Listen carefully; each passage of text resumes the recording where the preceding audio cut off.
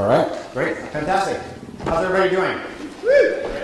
It's an honor for me to be here today. I really appreciate the opportunity to talk with you and the invitation from John. We've had the opportunity of working together on a couple projects for the last 9 months. So I wanted to basically cover, and hopefully this button will work. There we go. So I want to cover really two topics that I know quite a bit about in the context of the third that I don't necessarily know that much about.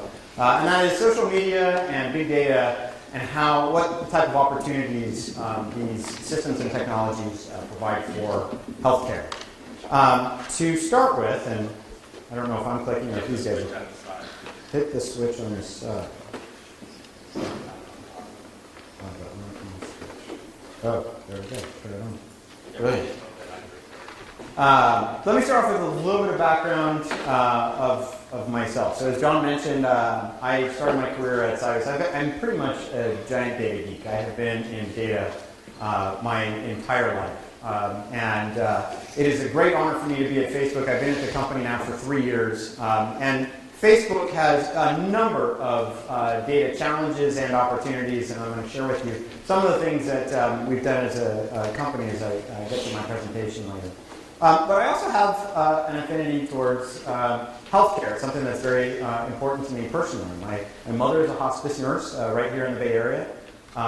She helps patients in the latter stages of their lives. My two sisters have both had very significant healthcare scares. My older sister is a breast cancer survivor, and my younger sister has multiple sclerosis. And the advances in healthcare technology over the last few decades have been instrumental in the lives of my family, and I'm very gracious for it. And so anything that I can do with my limited understanding of technology to facilitate that is a great honor, and that's part of why I'm happy to be here today. So let's talk a little bit about social media. I want to start off by giving you a picture of the company that I work for. This is Facebook. This is a picture of who we are. What this is a graphical representation of people and their connections to each other. So each white dot here is an individual plotted by where we think their location is, and then the blue lines are the connections in between them. And what you see, this picture is actually a couple years old, but what you see is the significant penetration that Facebook has really across the world. And all this data can be used in a variety of different fashions. Obviously, there's the features of the site and the value that it provides, but there's also some really interesting insights that it can provide. We have the cliche in the United States that there's 6 degrees of separation between any of us and Kevin Bacon. Well, it turns out that you can actually calculate this on Facebook. We have our data scientists have spent some time going through and investigating, well, what is actually the median separation between any 2 points on the graph? And it's not 6, it's actually 4.74. Now, at the company, our mission is to make the world more open and connected. And so we've been looking at how this metric has been changing over time, and particularly in the United States, where we've been looking at it most closely, we've actually seen that it's starting to slowly shift to the left, which is basically a representation that we are actually accomplishing our mission of making ourselves more connected. And really, the key takeaway here is that we're more connected today as a global community than we ever were before in the history of human civilization. I grew up in Colorado. I went to high school in Illinois, central Illinois, and I live in the Bay Area. And so I have 3 groups of relationships with people who've been important to me in my life.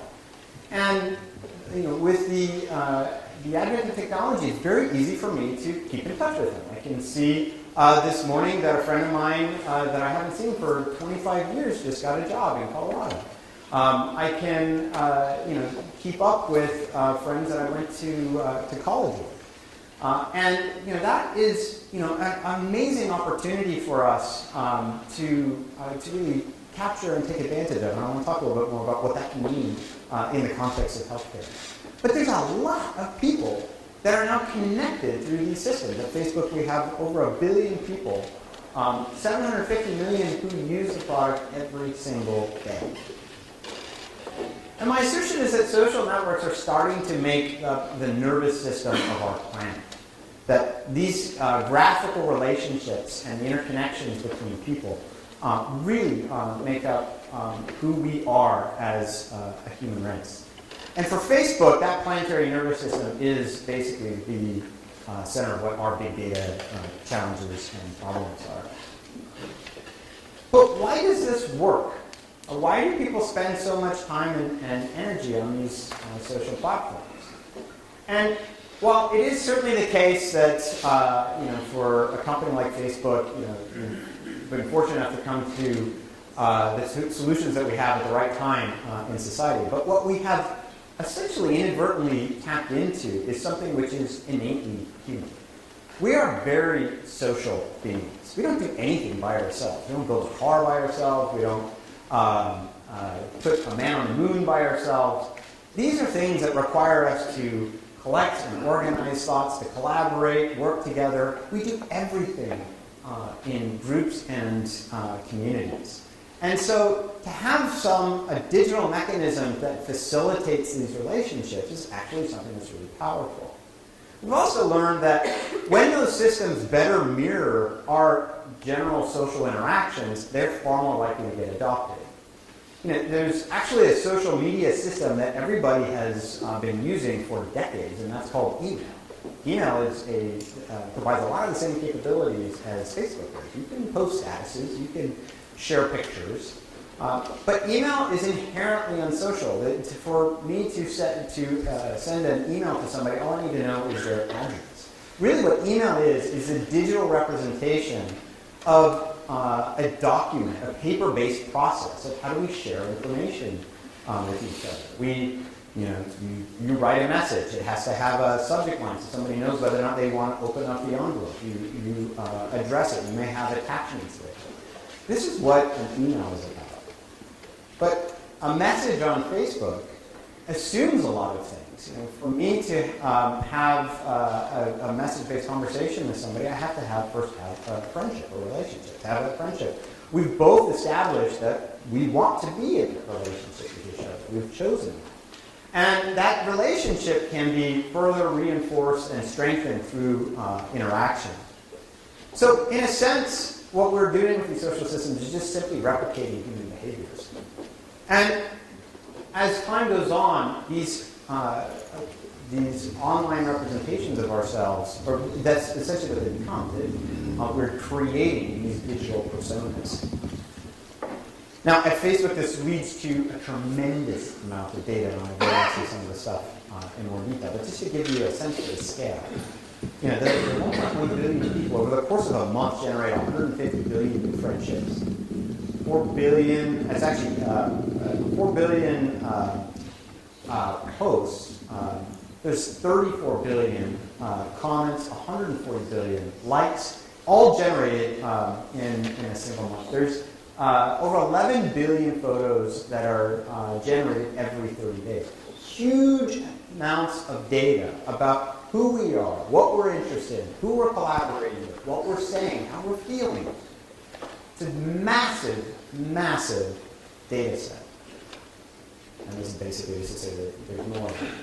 But I want to be very careful in this presentation that while I'm going to talk a lot about Facebook, it's what I know, it's where I work, that the opportunity that I want to highlight is not about any one specific company. It's really about data and about the type of information that is being captured today.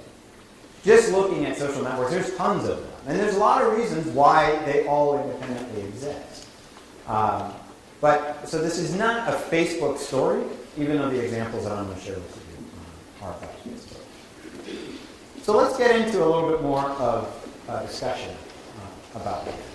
And let me start off with something simple. Why is it that this big data revolution is happening now? Big data has actually we've been on a path for decades that thanks to things like Moore's Law, there has just been a dramatic fall in the cost of capturing and processing information. And when you combine that with some other more recent innovations, things like cloud computing that have made technology pretty much ubiquitous, or mobile computing, which has made it so that you can capture and instrument information at any point on the planet and share that seamlessly, you can see how the corollary to this story is true, that as the cost of this of acquiring, capturing, and managing this information has fallen, our capacity to then make use of it in different ways is going up dramatically.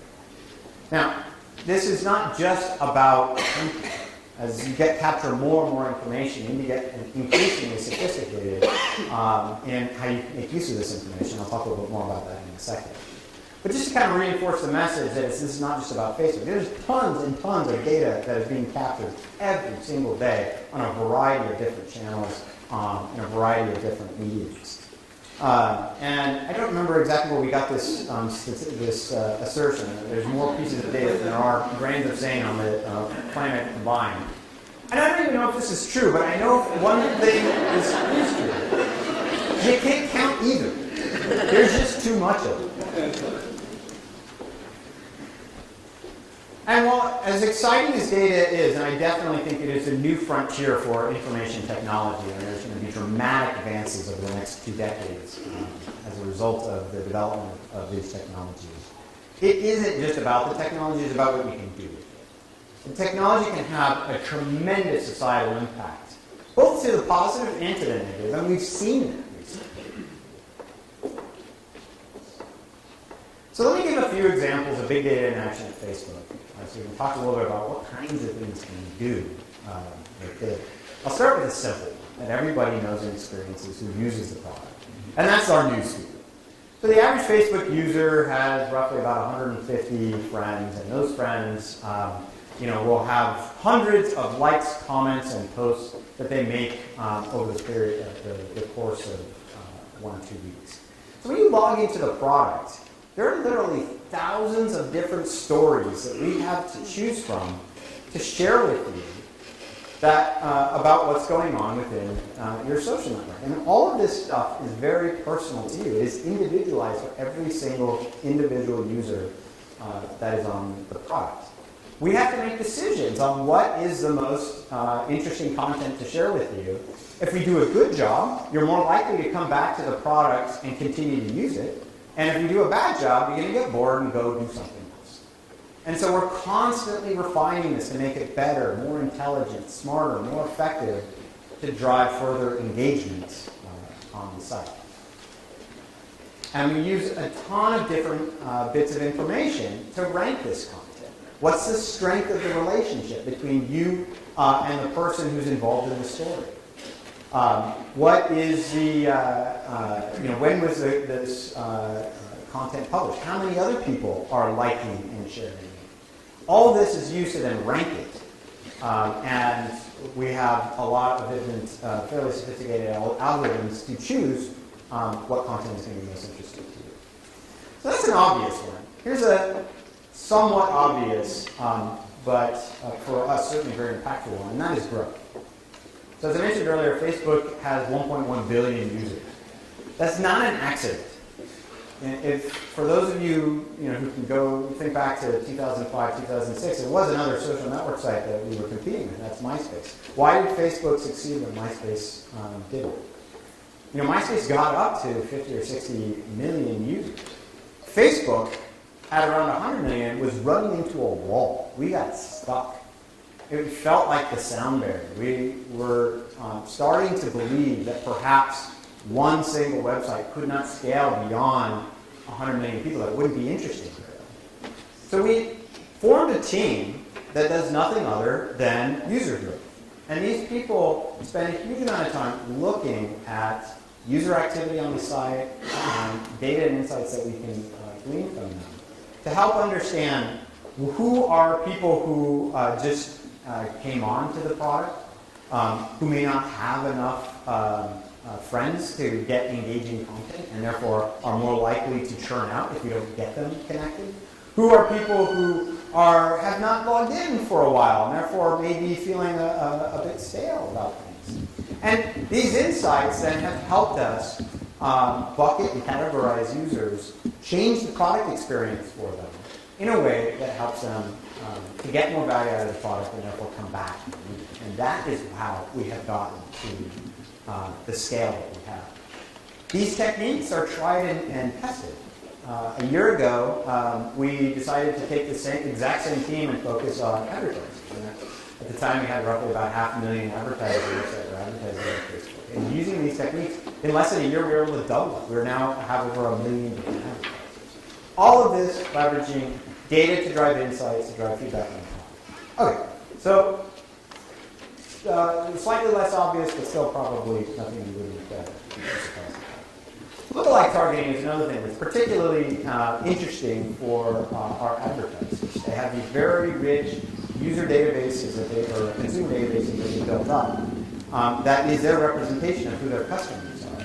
With lookalikes, you can go off and take the information that they know about their customers, the information that we know about people, match that together to identify large populations that they have that are interested in their products, or at least probabilistically interested in their products, that have not yet been exposed to them, to help them better target them. And this is one of the reasons why the company has been able to do so well economically, because the data that we have is so valuable when put in this context.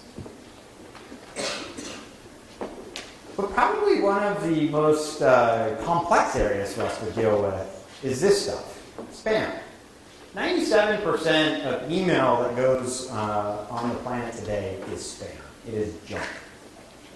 If we were to allow this to happen on our product, it would be death for the company. And even a relatively low percentage of 1% has a significant impact on engagement. People tend to trust the information that they see on Facebook because they believe it actually comes from these people. If a legitimate account is compromised and starts to submit spammy information, that affects engagement. If somebody creates a fake account that looks like the real Tim Campos but isn't the real Tim Campos and starts impersonating, that creates a trust issue and therefore engagement issue. So this is a constant battle for us, and we have a team that does nothing other than put together complex machine learning algorithms that look for patterns of behavior to be able to guess who is actually for real and who's not. Which accounts may be compromised, so that we can then take the preventative action to go off and address these issues. And by the way, the little report as spam filter is a key attribute into these algorithms. So when you see that on the product, we do make use of that information, and it's actually a very strong signal. But we've also started to learn that we can use these same type of algorithms to solve other problems. There's been a lot of New York Times articles on the number of kids who lie about their age to be able to use the product. This is a big issue for us because we don't require a birth certificate to sign up to Facebook, and therefore we don't really know what their age is. But we can look at behavioral patterns online.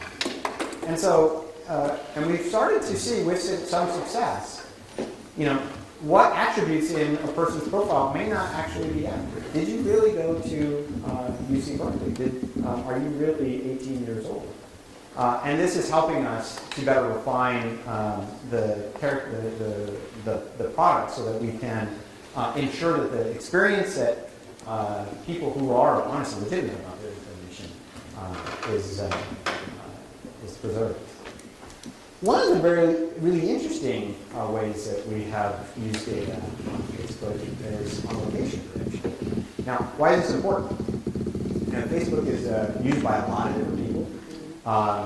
In a lot of different locations, and where you are does have an impact on how we want to make the experience.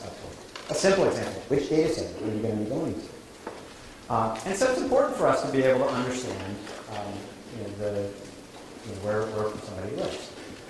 But a relatively small percentage of people actually put their address information into the product. So you can't expect that that data is going to be hard to find. Now, of course, there's geotagging of IP addresses, which is the most common way to address this issue. But that turns out to only be accurate to about 55–60% of the population.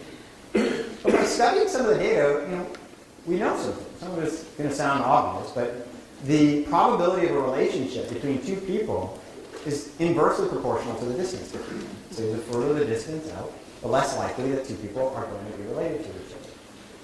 That fact, in scale, combined with the graph of relationships that we know and the seed data that we do have about where people are, has helped us to build a far more accurate geotargeting capabilities that we know where people are. We can take that 57–58% ratio and raise it to closer to 69%. So the key point here is the value of the data that we have in the graph and how we can use it. We'll come back to it in a second. Let's talk a little bit about healthcare. And I want to be completely honest up front. I am not a healthcare professional and by no means an expert in this field. I am a consumer of healthcare. And I'm a hypochondriac, so I'm a hefty consumer of healthcare. And by definition, then I care about whether or not my doctor actually knows what he's talking about. This first fact is obvious. The trends that we have with healthcare in the industry are seemingly unsustainable. We now spend close to 20% of GDP on healthcare. That's $2.7 trillion. If you do the math, it's something like $8,000 per every man, woman, and child in the United States. I don't know how that can possibly work out. It is absolutely unsustainable. And yet, it's not even that good. The life expectancy in the United States is not number one, even though the expenditures that we have in the healthcare. We have tons and tons of errors that occur in the healthcare industry. Some of this data is fairly well known. It takes a long time for stuff to kind of make its way through the system. On top of this, there's a tremendous amount of information asymmetry. One of my favorite movies is Trading Spaces. Eddie Murphy and Dan Aykroyd, and Eddie Murphy becomes a broker, trying to guess whether or not you should buy pork bellies or frozen concentrated orange juice at Christmas time.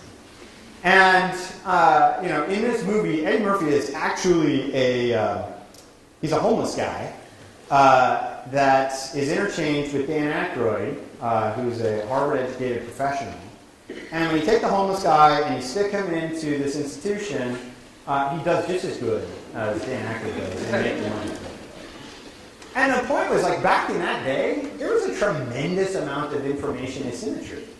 There was no internet to go log on to see what the PE ratio is of a company, or to be able to read the 10K of a company, or to read your own crop report, or to analyze data for yourself. That's changed dramatically. And it's put a lot more power in the hands of the consumer. We kind of have the same type of issue with healthcare, but it's actually worse because it's both ways. I don't see my doctor that often. I particularly like to go see my doctor. I'll see her once, maybe twice a year for an hour. She doesn't know that much about me. She doesn't know what I'm doing. She doesn't know where I'm spending my time. So she can't use that information to better provide care information for me. I don't know what she knows. In fact, and the point of this picture is that a lot of people get their information from things like Dr. Oz on the Oprah Winfrey Show. And what it highlights is how starved we are for information. But that information doesn't get distributed in the most efficient or effective manner. How do we know it's true? How do we know it's not true? The last thing I know about healthcare is it's really personal. You may not be a data fan like I am. You may not learn machine learning algorithms. You may not use Facebook. You may not even like Facebook. But all of us are consumers of healthcare at some point in our lives. whether it's the day that we're born or the day that we die. And so we care about getting it right, and it's very much tied to who we are. So how might social media and big data, come solve problems? Well, a lot of this is already going on, so I don't mean to suggest that I am going to give you the answers here. In fact, all I want to do is just point out opportunities, and hopefully conferences like this are the ones that come up with those answers. But another study that we did was this issue of was on the spreading of a notion. So the cliche is laughter is contagious, and of course we know this. If I start laughing, everybody's going to start laughing. Okay, it's not working. Maybe it's because it's fair. But we can actually see this on Facebook. Emotionality exists in roughly 80% of our posts. We can see this in the words that people use and the combination of those words. And so we did an experiment using natural language processing techniques to see, can we see the spread of those emotions? And sure enough, we did. That users that were exposed to content that was positive, happy in nature were more likely to then subsequently post content that was positive and happy in nature, and vice versa on the negative side. And so, the point here is like the power of the graph to give us this observation of information. Let's talk about information distribution. This is another key. A fact today is for people under 30, the majority of the news that they get comes from social networking sites. They don't go and watch the 5 o'clock news anymore or even go straight to a website to consume information. They get it from their friends. But information distribution is one thing to leverage that stats, another thing to understand the details behind it. There are different characteristics between relationships that factor into how information gets distributed. If you bucket things up into roughly strong ties and weak ties, we know that people that have a strong connection with each other are more likely to reshare information. On the flip side, it's the weak ties where we get to consume it. That's the weak ties account for 3 to 5 times the engagement on newsfeed. And so the key point here is this is actually a fact that can be leveraged. This characteristic of who we are as human beings is a fact that can be leveraged when we start thinking about how do we better distribute information to drive an outcome. Influence is another big thing. We've now gone through at least 2, depending on how you want to think about 2010 and 2012, the 2 elections where social media played a very big role in not only bringing information to people, but also motivating them to go to the polls. We did a simple experiment in Facebook presenting an option that allowed people to see that they're from voting. And we were able to then go back and compare that information with the registry data to see that 400,000 people registered to vote simply because of that bit of information. We've seen this with organ donation, another thing that we have dabbled in, where about a year and a half ago, we made it possible for users to claim on their Facebook page that they had signed themselves up for organ donation. And instantly following that led to a dramatic increase in the sign-ups for organ donation in the United States. So this social influence can be a huge asset in how we not only identify how we not only influence people, but also how we identify who are the real people to pay attention to who have influence on others. But I think, and part of why I'm here today, is that the biggest opportunities on this stuff are way ahead of us. These things, these stories that I've shared with you are just the beginning of what could be done, just a possibility. But what if the doctor-patient relationship were actually modeled online in the same way that your friendships are modeled online? What if you engage with your doctor on a more regular basis? Maybe not necessarily as your quote-unquote friend on Facebook, but what if you had something like that so that they could get much better insight into what's going on with you, what you're doing. What if they could share information with you that you need to know as easily as others can? Pharmaceuticals can certainly broadcast their wares on TV all the time and tell you that you need to buy Viagra or whatever the other stuff is that they advertise. How come I hear from them more frequently than my doctor?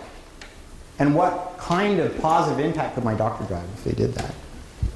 We already have, and this is, I think, part of the purpose of this conference, but there's lots of examples where healthcare companies, hospitals are trying to use the data that they have to try to identify people who are at greater risk and to improve healthcare outcomes. But what if we could take that data and we could help our healthcare profession provide better healthcare to us? And I think these are the opportunities that are yet to be figured out.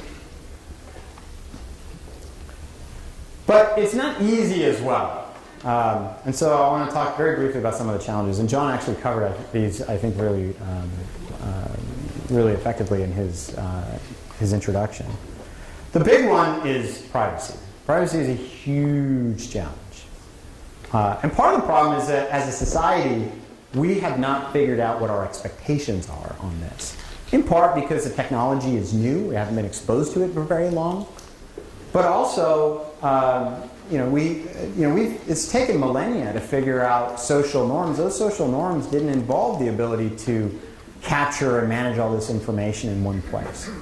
So we don't know what the expectations are from which to build. As a company, Facebook stumbles across privacy expectations, both in positive and negative ways all the time. People don't talk about the positive ways that they appreciate how we figure things out, but the negative ways they certainly recognize and feel. And so policymakers, industry, academia, I mean, we have to start really having more dialogue on what are the expectations, what is the right answer on privacy and information sharing. Things like HIPAA were not built for the systems and the technologies that we have today, and so they really don't only point in the right direction for us for the set of issues that we have to figure out. This is another issue, which is that this is actually a picture of my neurologist's office. The guy has files all over the place, and I'm amazed that he hasn't signed me up for a lobotomy because he mixed me up with somebody else, given all the disorganization that he has there. But there's still a lot of, even if it's digitized, it's in an island, and how can we make use of it? So there's this whole issue of how do we combine this information? And it's very much also tied to the previous issue of can we? Is it okay to combine my private records with other information that's available online? So these are issues that we have to figure out. But the last thing that I want to leave you with is that despite all the opportunity and the excitement that exists around machine learning and big data and all this stuff, it doesn't replace people. This guy up here is my father. My dad is blind in his left eye. He has had severe retinal detachments in both of his eyes, and the resulting surgeries have caused glaucoma. That glaucoma killed the optic nerve in his left eye and is in the process of killing the optic nerve in his right eye. And he was recently told by his physician that he's starting to experience intraocular bleeding, that if he doesn't get surgery, that he's surely going to go blind in his right eye within the next few months.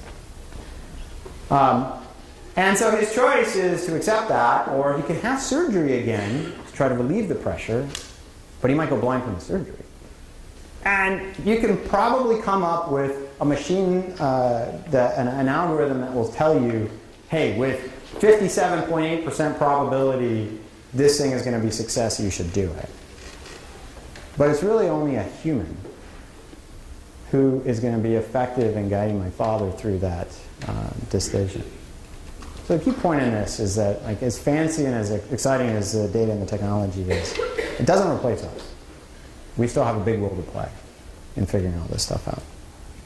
So I don't know exactly how this is going to play out over the next 2 decades, but I have a lot of optimism that it's going to play out in very impactful ways. I had the opportunity of spending some time with Vinod Khosla earlier this week, who's a very successful entrepreneur in the Silicon Valley. And he's written a white paper where he asserts that 80% of what doctors do today can be automated using these techniques. And while that might sound scary to doctors, imagine what that does for places like India where you can't put a doctor. There's just not enough people. There's not the education system to create the volume to provide that kind of healthcare. Well, what if we could provide a mechanism where people could just call in on their phone, talk about their ailments, and the computers could help guide them in the right direction? These are the types of things that will happen over the next few decades because of conferences like this. And so I'm internally optimistic about what you guys will come up with. And to the degree that we can help, I am very motivated and interested in doing so. So I want to thank you for your time this afternoon. It was really an honor to speak with you.